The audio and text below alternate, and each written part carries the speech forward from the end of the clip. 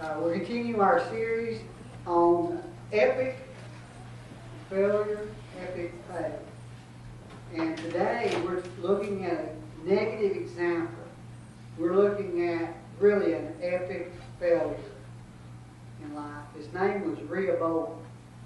Rehoboam was a man who was born with opportunity. He was born with a silver spoon in his mouth, so to speak. Nothing but opportunity ahead of him. He was the son of King Solomon, and Solomon, during his reign of the nation of Israel, had expanded the kingdom. He solidified it. They were the wealthiest kingdom on the face of the earth, and greatly respected. But when Solomon died, he left that kingdom of splendor. And Rehoboam, his son, reigned in his stead, and he blew all the power that was his and all the influence that was his. And he blew the greatness of the kingdom because of the way he governed, and he couldn't keep the kingdom together. The kingdom divided at that time. There were 10 tribes who became their own nation. They became known as Israel. Then there were 2 tribes that became known as Judah, the southern portion, and he was the king over the southern portion. And if you are familiar with your Bible, you know that from this point on, it was a decline for the nation of Israel and the people of God as a whole. And so he had the great opportunities ahead of him. But the greatest opportunity he had was the opportunity to walk with God, because it had all been laid out for him. He'd seen the example of his grandfather David. He'd seen the example, the successes and the weaknesses of his father Solomon. And he knew what not to do. And yet he squandered his opportunities and walked away from God, so to speak. He was the man that, in spite of every advantage, was an epic failure in life and as a man. And you're going to see that today. And so this message, I want to particularly challenge every man here. You don't have to be a dad. You don't even have to be married. But every man here, I want to challenge you today. But also I want to challenge all of us what it means to walk with God. And so our passage picks up 2 Chronicles chapter 12. And for the sake of time today, I'm just going to read verse 1 right now, and then we'll hit, well, I'll tell you what, I'll read verse 1, and then verses 9 to 11, and verse 14 right now. The Bible says, "Now it came to pass, when Rehoboam had established the kingdom, and had strengthened himself, that he forsook the law of the Lord, and all Israel along with him." So you see right away that when he made a decision, it impacted the lives of others. Then look at verse 9. "So Shishak, the king of Egypt, came up against Jerusalem, and he took away the treasures of the house of the Lord and the treasures of the king's house." He ransacked them. Verse 10. "And he took everything. He also carried away the gold shields which Solomon, his father, had made." And then King Rehoboam made bronze shields, or he had his workers make bronze shields in their place, and he committed them to the hands of the captains of the guard. And the King James Version says, instead of. He made these bronze shields instead of the genuine article, and made a pretense, really. He committed them to the guard who guarded the doorway of the king's house. And the picture was that every time somebody went in and out, those guards would stand there with those golden shields. And it was a sign of their power and their greatness. And so that's kind of how they were used. Verse 11 says, "And whenever the king entered the house of the Lord, the guard who would go and bring them out, then they would take them back into the guard room after it was over with." And then skip to verse 14. And it says, "And he," this is Rehoboam, "did evil because he did not prepare his heart. The NIV says he did not set his heart to seek the Lord. And so, as a result, that's really the commentary of his life, that he did evil because he did not prepare his heart. So if you would give God your best today and you would walk with God, if that's your desire today, then I want to surmise to you, you've got to decide. You've got to prepare your heart. Because the issue is always in the heart. It's not in outward things. It's not in coming to church and having on the right clothes or saying the right things, singing the right songs, giving the right offering. It's always in the heart. That's where God looks into. And so he made three, I guess what we call three key mistakes that I want to challenge us all with today. And I'm praying that God would challenge me as well as challenge you. And the first one is his decision. It's there in verse 1 where he said, after the kingdom was established, he strengthened himself. He forsook the law of the Lord and all Israel along with him. He made a conscious decision to disobey God. Now I know how it is. A lot of times we know what God expects of us, just as he did. And yet we decide, I could get by here, or I could do this and be okay. Well, that's what he did. He made a conscious decision. He believed that neither he nor his nation needed God, and that his direction and his involvement was not important. Because after all, they were the people of God. They had the temple. They had the palace. They had all the gold. But he didn't realize that that decision, that conscious decision, would cause his life to unravel and the kingdom with it. He operated in the area of pride, and he disregarded the Word of God. He disregarded what God had expected of him and had expected of his people. And as a result, not only did his life unravel, but he led others astray because the people followed him. The problem that affected Rehoboam was his heart. He's the perfect example of a life that God cannot bless. You see, God desires to bless every life. God's not a God who's waiting to take. God's a God who's waiting to give. He desires to bless our life. He wants to enrich our lives with joy and bless our lives. But when we disobey him, we are walking in a position where we cannot enjoy his good. It's a lot like an example I've got for you today. This morning, as I was getting dressed, I put my right sock on, and there was a hole there. You ever put sock on with a little hole in it? What happens with that hole? It gets bigger. I want to show you what happened in my hole. Look at that. My big old toes sticking out. Now, not only does it look bad, but it's uncomfortable in a shoe. A little decision will always get bigger. Little decisions in life matter. I could sit, I thought, well, it's just a little bit hole. It won't be a big deal today. But what I'll do next time is I'll yank that sock off that's got a little bitty hole in it, and I'll find me a pair that don't have any holes in it. You see, your life is like that. The little decisions you make leave your big old ugly toes sticking out. And it causes you problems. If I wore this thing all day, especially in these hard type of shoes I got on, I'd probably have a blister on top of that toe where it rubbed against it. And that's the way things happen in life. I want you to know that when you decide, you make a conscious decision not to do the right thing, you're making a decision for hardship in your life. You're making a decision for hardship. You're making a decision for bad things to come your way instead of God's blessings. There are too many men today who have a problem like I've got.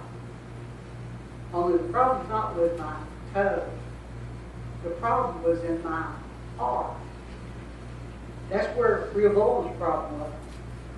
He had a heart problem, and we try to treat those problems, those decisions, with a new program. Oh, I'll do better. Or we get a new plan. I'll take better care of myself. We might decide after our wives have had enough of the way we act, we might decide, oh, I'm going to apologize, and I'm going to say it's all my fault, and I'm going to do better, and we promise we're going to do better. But I'll ask you, man, did we ever do really any better for very long? No, it's kind of like that January 1 diet. It only lasts just a few days, and then you're back to the same old ways. You see, we don't need a new plan or a new program. We need a new heart. A heart that wants to obey God. And God is looking for men today, especially men, who have a heart who want to obey Him. I put three things on the overhead here that about our decisions. We need to realize our dependence on God. We can't do it on our own. What looks okay to us will not turn out okay if God says it's wrong. If God chooses. He says, apart from me, you can do nothing in John 15:5. So we need to realize that we've got to depend on God for our decisions. Every decision. What we call small decisions can become big old holes with our toes sticking out if we aren't careful. And then secondly, we need to decide today that we want to walk with God in obedience.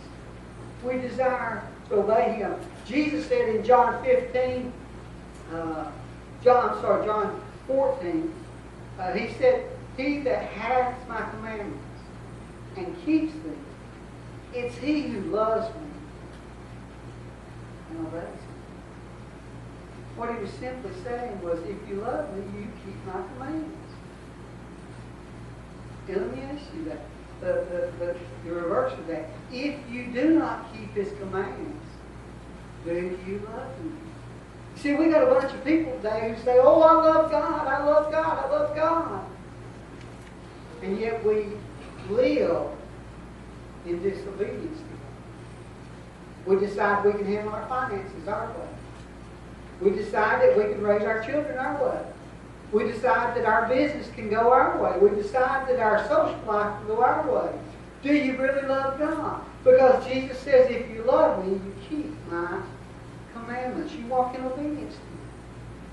And then we need men who want others to know God.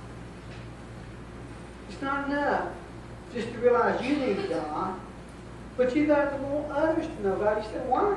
Why do I have to get involved with others knowing Him?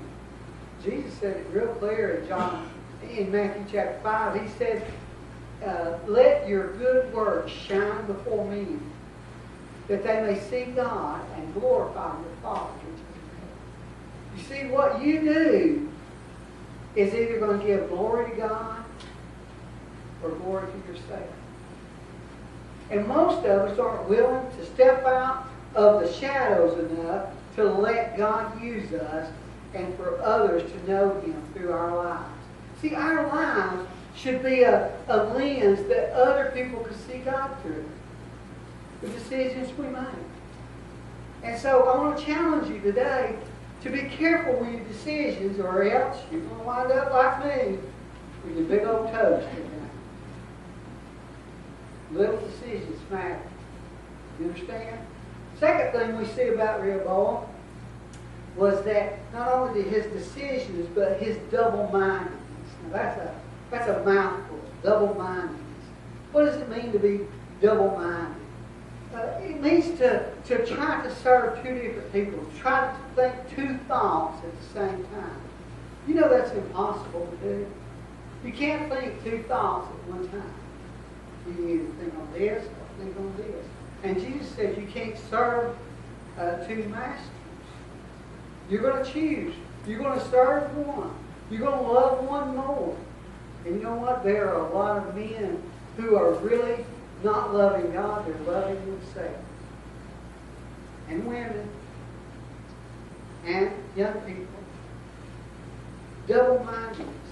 Rehoboam's life was one of confusion. His life is a picture of a life that's up and then it's down. It's hot and then it's cold. It's on and then it's off. Now, I'm not talking about you. I'm talking about Rehoboam. But it sounds a lot like you, doesn't it? It sounds a lot like me sometimes. He's a picture of a confused person who does not have clear direction and clear purpose in his life. You see, you need God's purpose in your life. That's the only thing that gives life true meaning. We see in verse 1 that he walked away from God. In verse 6, we see that he repents. In verse 12, we see that he humbles himself. But then in verse 14, we see that he did evil in the sight of the Lord. You see, James said that a double-minded man is unstable in all his ways. I want to show you how I was double-minded this morning. Not only did I make a bad decision, but I couldn't decide about what kind of socks I should wear. I got a dress sock on this foot, but you know what? I got a sports sock on this foot. Two different colors, two different kinds. You know that's the way some people are trying to live their life? Two different colors, two different kinds. You know what you find that looking? Foolish. I look pretty foolish, don't I? Thank you, guys. Look pretty foolish. You see, you can't think two directions. You got to decide. You got to decide who am I going to serve. Is it going to be me and my boat? Or is it going to be God? Now, God can give you a boat. And you can enjoy a boat. Nothing wrong with it. But when you love the boat more than you love God, you've made a mistake. Because you're leaning towards one. And you're letting the most important thing go. It might not be a boat. It might be a career. It might be money in the bank. It might be getting a house. It might be getting a man. Hello, women. It might be a lot of things. So I love God and I love this. Can't I have them both? You can have them both. But you can't have them both at the same time in the same order. You'll put God first. Let God have your dreams. And He'll give you what He can trust you with. And by the way, it's not just what He can trust you with. It's what will be good for you. Because He's a good, good Father. Just like you don't give your kids, when they're little bitty, you don't give Abraham a sword to play with. What would Abraham do with a sword? He cut somebody bad. He's a wild man. Lord, I'd hate to see Corbin with a good old knife. First time his daddy walked out the door without him, buddy, somebody's going to get a knife in the back. You see, you can't have the things of life properly without loving God first. And your love will prove your obedience. And it'll help you think one direction. Now, I know as Christians, most of us here, I guess today, are Christians. We all struggle with doing the right thing sometimes. Do your head like this if you struggle with doing the right thing. Yeah, we struggle with doing the right things sometimes. Well, I want you to know that struggle is not new. Paul said it this way in Romans chapter 7, verse 19. He said, "For what I do is not the good I want to do. No, the evil I do not want to do, this I keep on doing." What's he describing? He's describing the struggle in our own flesh. See, every day that we live, we're engaged in a battle, church. You're engaged in a battle with yourself. You're engaged because there are some relentless enemies. We have three enemies. The world is our enemy. Now, I don't mean that in a derogatory way. The world God so loved the world, He gave His only begotten Son. But the world wants to press you into its mold. It wants to get you to conform and think just like they think. And it's hard to always stand up. It's hard to realize that some of the commercialism, some of the things you watch on TV, and some of the things you read, and some of the music you listen to are thinking for you. The world's way of thinking. You say, well, how can I remedy that?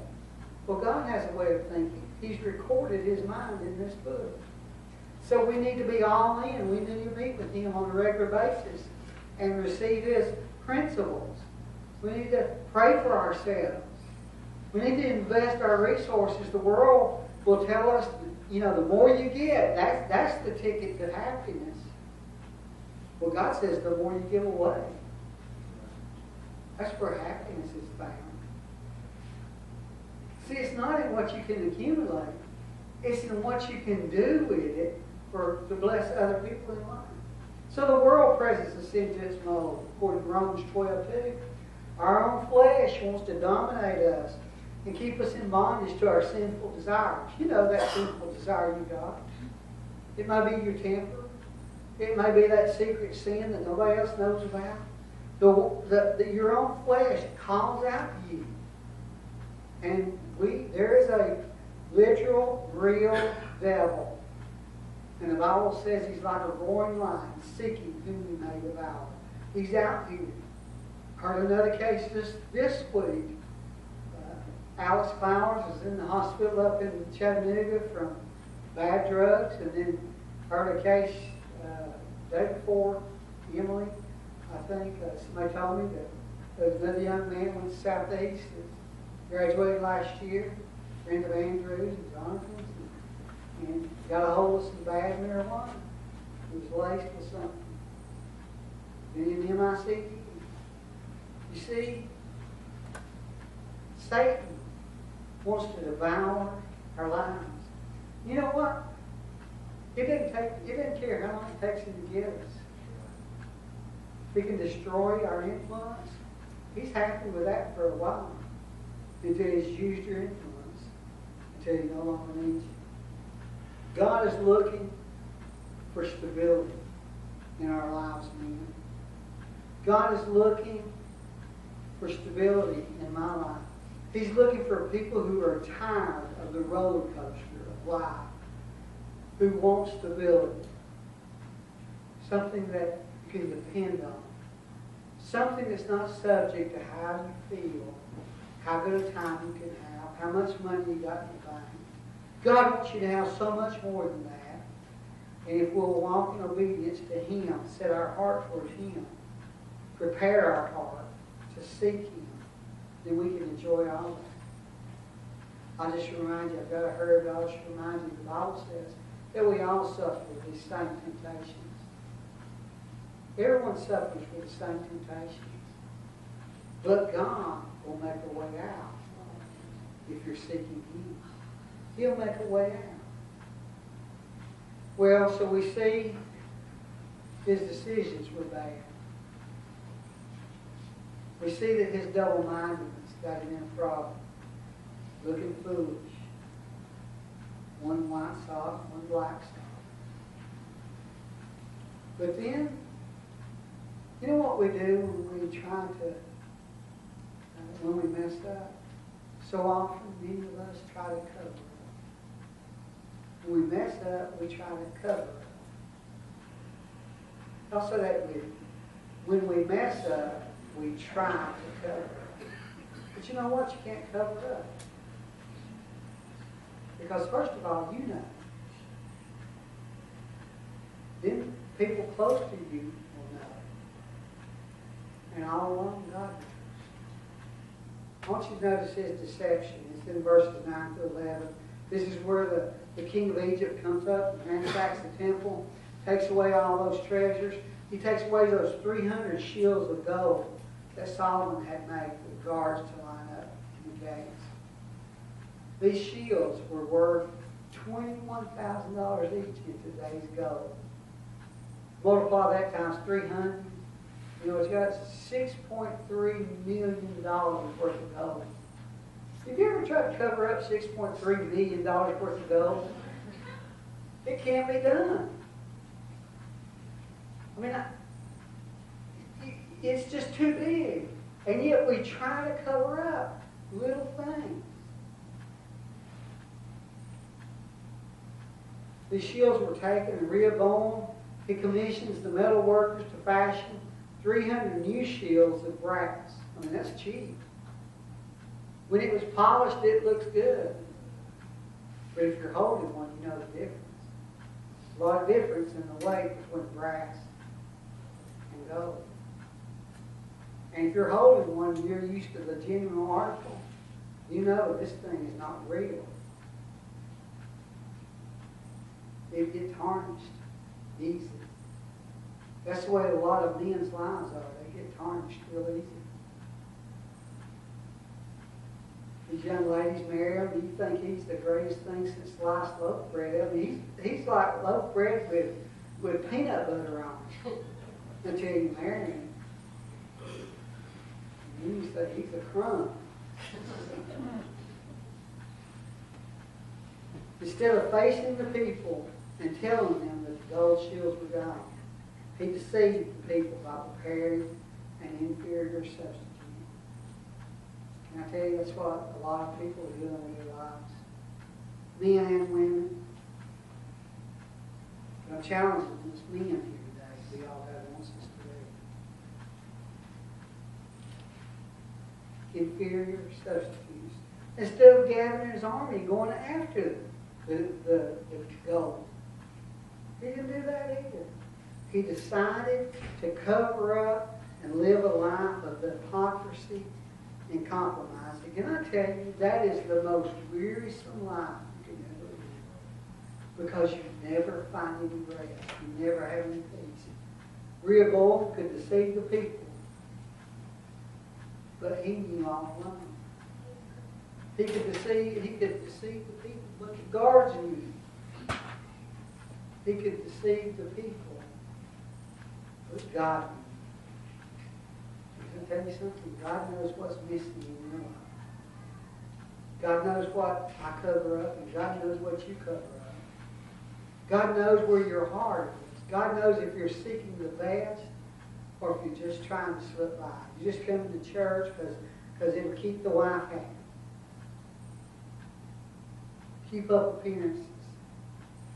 Well, you're wasting your time because they already know you're fake. If that's the way you live, they already know. But people closest to you, just like those guards know, they know. You see, sometimes us men, we like to fool one another. Who was the comedian that said, you know, if a man wants to look good, he gets in a new truck and a bass boat, and he thinks, man, I look good now. No. People know. People know. People closest to you know. Let me show you something. Rehoboam compromised to save face before the eyes of the people. But you know what? He wasn't living what God wanted him to do. See, I look pretty good here today, except for my socks. I like my suit. I like my suit. I like my shirt. But guess what? When I take my jacket off, I got rips in my shirt. Look at that. I looked okay. I took my jacket off, didn't I?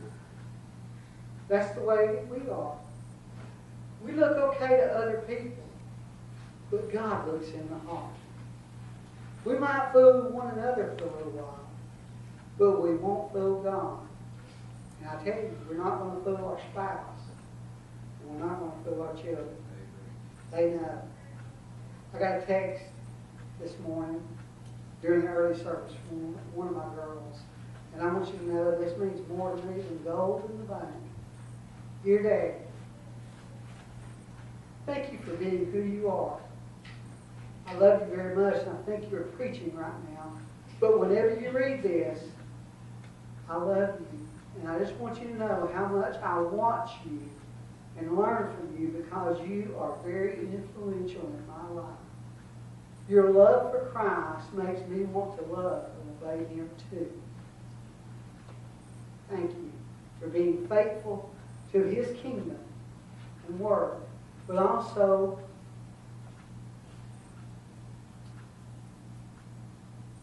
thank you for working hard to be faithful to your family.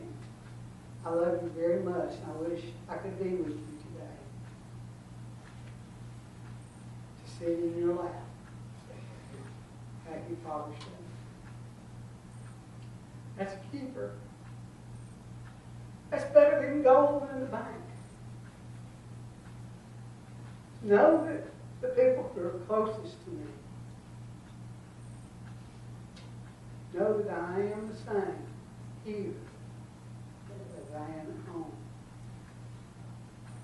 See, God saved us that we might walk in newness of life.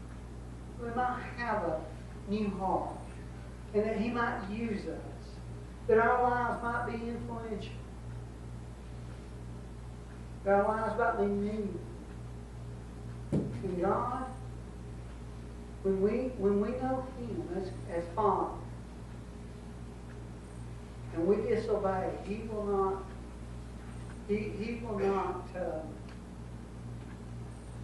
allow it. He's going to discipline us. We learn that a life that cannot be disciplined by God is a life that cannot be blessed by God. Because the Bible says the Lord disciplines those He loves and punishes everyone He accepts as a son. So we can't just always act like we've got it together. Because we've got stuff hidden. We might look okay until you get under the coat, until you get under the shoes. We are so often guilty of giving God brass instead of gold. We offer Him inferior substitutes instead of giving Him inferior things. We are guilty of offering God some instead of things. We give Him our human effort instead of relying on His divine power. We give Him our natural lives instead of committed lives. We give Him compromise instead of commitment. We give Him substitutes instead of the genuine article. We give Him excuses instead of obedience. We give Him outward appearances instead of beauty. But God is not impressed by any of these things that we give, except what we provide. Does God have the real goal of your true devotion? Can I tell you something? Doesn't matter whether you're 10 or 8. If you'll commit today to give the best of your life and the rest of your life to Him, you can't believe what God will do in the years that you've got. Because He's a good, good Father. And He's going to give you His best. In fact, I believe He already gave us this too. He gave His sinless Son, the only Son of God, the only begotten of the Father, to suffer in your place for your sins, for your cover-ups. He took all that upon Himself that you might go free. Well, the commentary on Rehoboam's life is that it evil because he had not his heart to seek the Lord. But I want you to notice one final thing in verse 15 of our text. I want you to notice it says, and there were wars between Rehoboam and Jeroboam all the days. So what's the Lord saying? When you choose to do life your way, your life is going to be hard. You're going to reap harvest. You're going to reap dividends. All of their days. God wants you to choose Him